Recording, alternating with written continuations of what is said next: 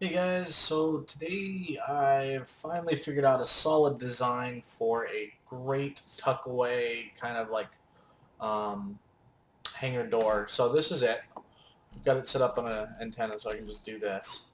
So it operates with 4 pistons right here, 2 landing gears, 2 rotors, and of course the basics. So what we're going to do is we're going to go ahead and extend it. And I have it set to 5. It's a little fast. Probably want to slow it down for a more smooth transition. But we just let it extend out. It's going to do its thing. And you notice it is perfectly, like there's no wobbling, no nothing. I mean, there's the bouncing force from the initial takeoff, but, in the stopping. But other than that, it's perfectly balanced.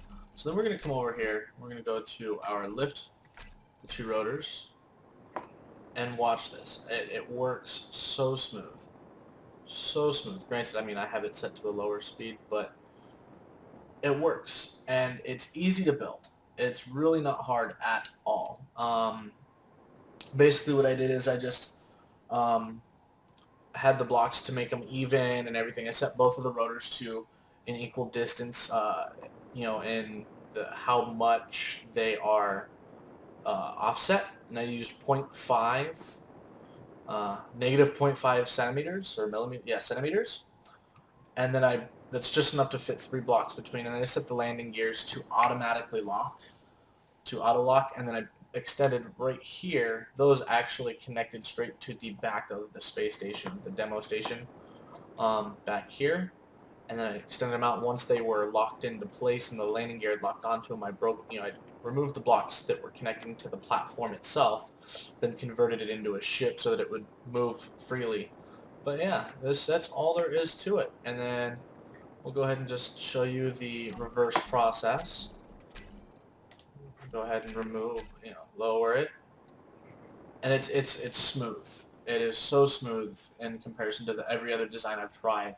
And the biggest issue I have is the fact that you can't connect 2 rotors to the same system, like the same set of blocks. Like this door, I couldn't connect both rotors to, at least not that I can figure out, and have them function depend, in, codependently.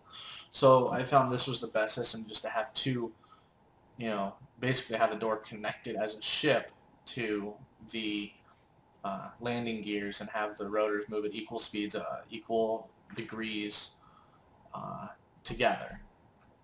And we'll just go back up here. We'll go to extend, we'll reverse it, and it'll just get sucked back under. And yeah, I think it's great. It moves great. I'm actually going to be implementing it into this so I can get rid of this ugliness at the bottom. It's one reason why I've been thinking, trying to find this to, create this design here. And it's nice because it just tucks away and you're done.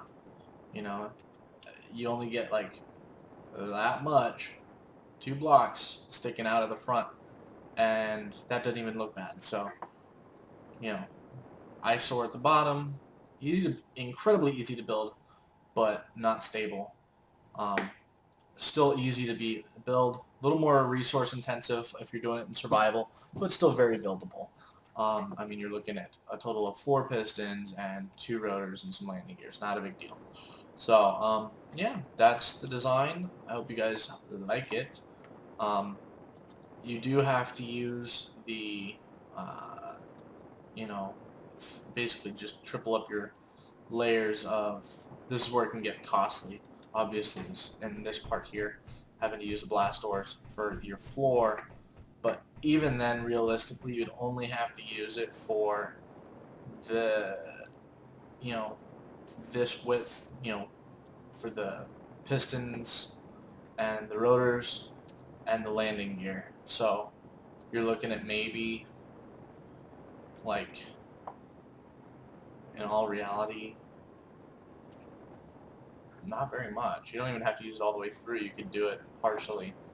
But yeah, anyways, this is the design. Go ahead and show it to you guys again, before I go, just to show you it's not a fluke. It actually works. I'm going to go ahead and slow this down just a little bit, though. So here, and it is actually extending at 0.6 meters per second, because it's 2 pistons pushing it 0.3 meters per second. So double it out, the doors actually move twice the speed. But yeah, it just comes out, and once it's out, we'll just start the lift. And I can even do that now because it's getting that point where it won't matter, so it'll be a lot smoother in transition. Maybe not so smooth because it's, torquing, but, just shows that you can do it. And, I mean, you can see that the pistons balance themselves out.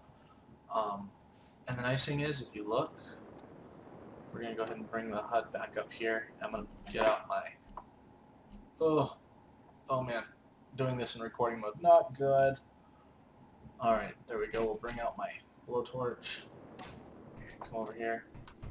None of this needs to be repaired. None of it. And none of these need to be repaired. And even, guess what? Below here, none of these need to be repaired. This doesn't need to be repaired. I mean, none of these blocks touch each other, even when it's bouncing around. Nothing comes into a big enough impact that it's damaging anything. So it's a great design. I can't wait to put it in and actually make it a part of my base, my space station, because I think it's a great design. And the fact that it is you'd have to find a way to cover these. Obviously, you don't want to have it exposed. Working on that next. I'm thinking maybe having another piston motor system to take care of that, to have doors, covers that move in place and move out of place when the door is moving and closing, which I think would look awesome, especially considering, yeah, I know, I have an idea, so you guys will be seeing that again, seeing that here soon, but I hope you enjoyed. Like and comment, tell me what you think. If you'd like a tutorial, I can probably figure something out. I don't get the greatest amount of frames from recording, but I can figure it out. Anyways, thanks for watching. Have a great day.